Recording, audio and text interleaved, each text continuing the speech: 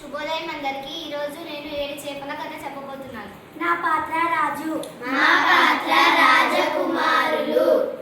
నా పాత్ర గడ్డి మోపు. నా పాత్ర ఆవు. నా పాత్ర జీతగాడు. నా పాత్ర అవ్వ. నా పాత్ర పిల్లగాడు. నా పాత్ర చీమ. నా పాత్ర పుట్ట.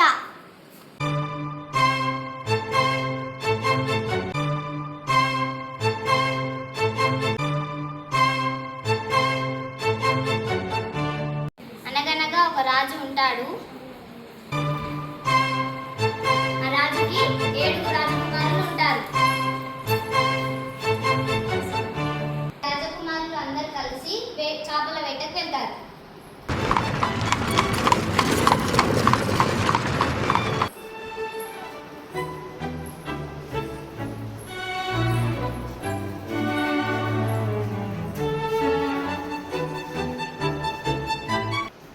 అప్పుడు చేపల్లో గాలం వేసి ఆ 7 రాజకుమారులకు 7 చేపలు పడతాయి.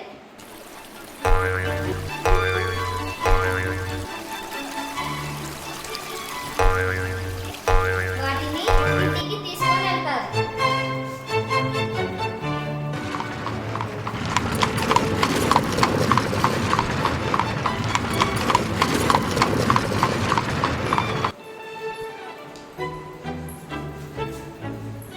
ఆ 7 చేపల్ని ఎండకు ఎండబెడతారు.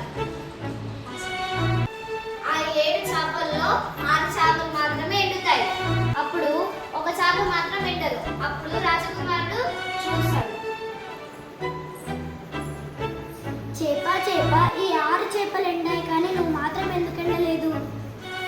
అప్పుడు ఆ చేప ఉండి చెప్తుంది, నాకు గడ్డి మోపు అడ్డం వచ్చింది, అందుకని నేను ఎండలేదు.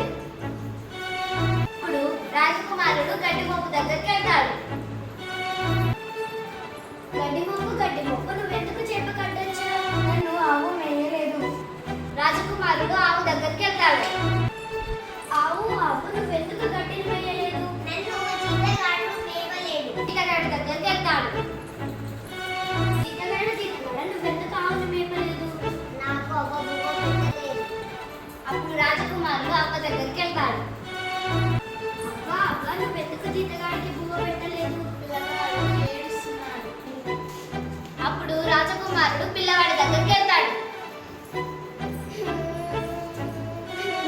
పిల్లవాడ నువ్వెందుకు ఏడుస్తున్నావు? చీమ పుట్టింది, అందుకే ఏడుస్తున్నాను. అప్పుడు రాజకుమారుడు చీమ దగ్గరికి వెళ్తాడు. చీమ నువ్వెందుకు పిల్లవాడిని కుట్టావు? నా బంగారం కుండలో చేయి పెడితే నేను పుట్టనా? ఆ చిన్న చీమ కుట్టడం వల్ల రాజుగారు తెచ్చిన చేప ఎండలేదు.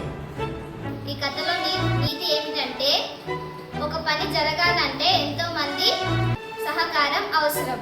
Thank you.